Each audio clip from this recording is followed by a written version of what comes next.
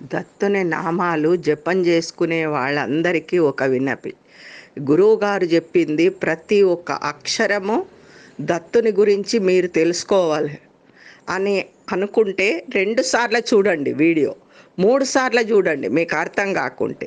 కానీ ప్రతి ఒక్క అక్షరం అర్థం చేసుకోండి. ఇది గురువులమ్మ చెప్పేది మీకు. మనసును బంధించిన మనిషే యోగి, మనిషిని బంధించిన మనసే భోగి. భోగ మనసుతో సాగు జీవితం దుర్లతి. యోగ మనసును పొందిన నాడే సద్గతి. ఇది తెలుసుకోండి మీరు. శ్రీ సరస్వత్యై నమః. శ్రీ గురుభ్యో నమః. దత్తాత్రేయ స్వామినే నమః.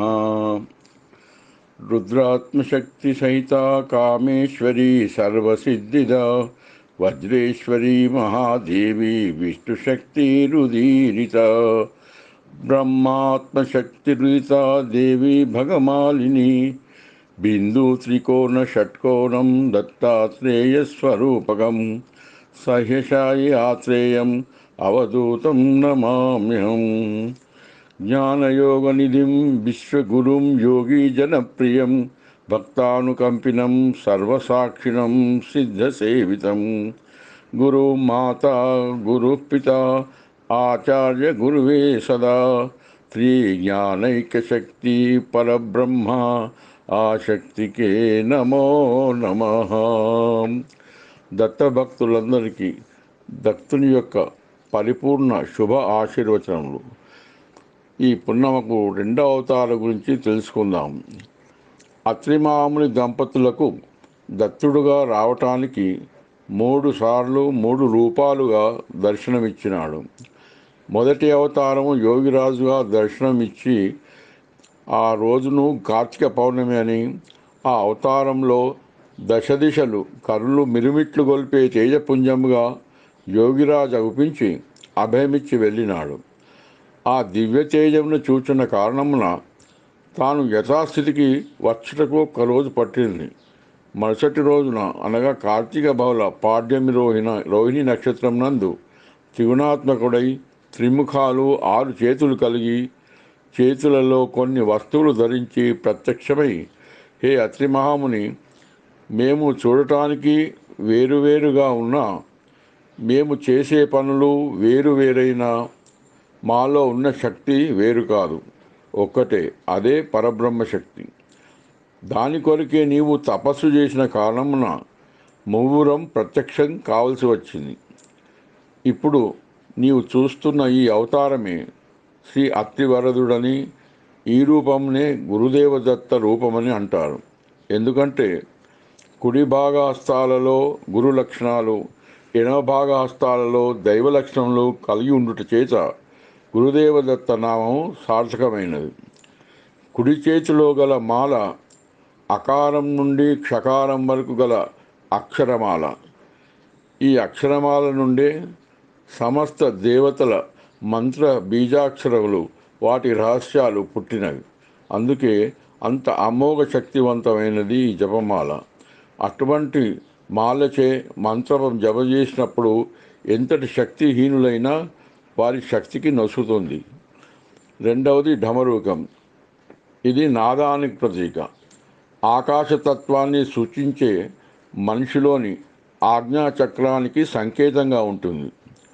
మంత్రజపంతో సాధన సాగిస్తున్న వాళ్లను ఒక్కొక్క మెట్టును పైకి ఎక్కిస్తూ ఆజ్ఞాచక్రం వరకు కొనిపోయే అద్భుత శక్తిని ప్రసాదిస్తుంటుంది. 3వది చక్రం. జీవుడిలోని అజ్ఞానాన్ని సమూలంగా నాశనం చేసి అధిక శక్తిని పొందటానికి స్వేచ్ఛను ప్రసాదిస్తూ జనన మరణాల సుడిగుండాలలోకి లాగే అజ్ఞాన మాయను ఛేదిస్తూ ఆత్మ ప్రకాశించడానికి దోహదం చేస్తుంది చక్రం. ఈ విధంగా కుడి భాగంలోని గురురూప వస్తువులతో శక్తిని శిష్యునిలో ఆశాంతం ప్రవహించేటట్టు చేసి వారిని శక్తివంతులుగా చేస్తుంది. ఇప్పుడు దత్తప్రభువు ఎడమ చేతిలోని యొక్క దైవస్వరూప వస్తువుల గురించి తెలుసుకుందాం. మొదటిది కమండలం. ఇది ప్రాణుల కర్మలకు సంకేతం. ఆయా జీవులు చేసుకున్న కర్మలను అనుసరించి తగిన ఫలాన్ని జీవులకు పంచిపెడుతుంటాడు. తిండి తిప్పలు, జీవన విధానం, సుఖదుఖాలు మొదలైనవి అన్నీ కర్మానుగుణంగానే మనకు కలుగుతుంటాయని కమండలం తెలుపుతుంది.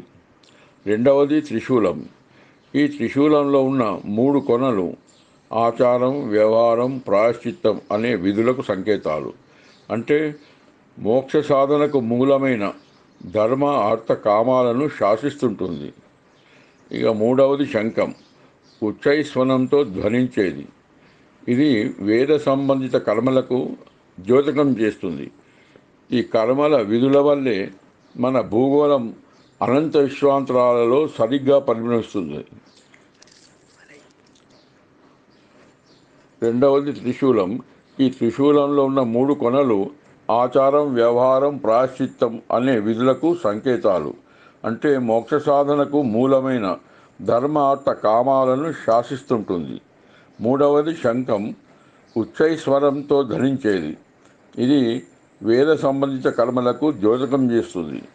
ఈ కర్మల విధుల వల్ల మన భూగోళం అనంత విశ్వాంతరాలంలో సరిగా పరిభ్రమిస్తుంది. ఈ విధంగా దత్తాత్రేయుల వారి ఎడమ భాగం ప్రపంచ ఉద్ధరణకు సంకేతమైతే, కుడి భాగం సమస్త అజ్ఞాన నాశనానికి మూలమైన గురు స్వరూపానికి సంకేతం అవుతుంది. ఈ అవతారంలోని ప్రత్యేకత గురు లక్షణాలు, దేవతా లక్షణాలు 2 కలిగి ఉండటమే. తక్కిన అవతారంలో కేవలం దైవత్వం మాత్రమే కనబడుతుంది, కానీ గురు స్వరూపం ఎక్కడా కనిపించదు. ఇది నిర్ధారణ చేయుటకే మొదటి యోగీశ్వరుడై మరుసటి రోజు అత్తివరదుడుగా అగుపించి, ఇక ముందు ఈ రూపంలో మీకు దత్తం కాగలనని, అందుకే ఈ రూప మహత్వం ఎంతటిదో తెలియజెపుతూ భక్తవరదుడుగా అత్తి దంపతులకు అభయమిచ్చినాడు. ఇది జరిగినది కార్తీక బహుళ పున్నమి తెల్లవారి బహుళపాడ్యమి రోహిణి నక్షత్రం గురువారం రోజున.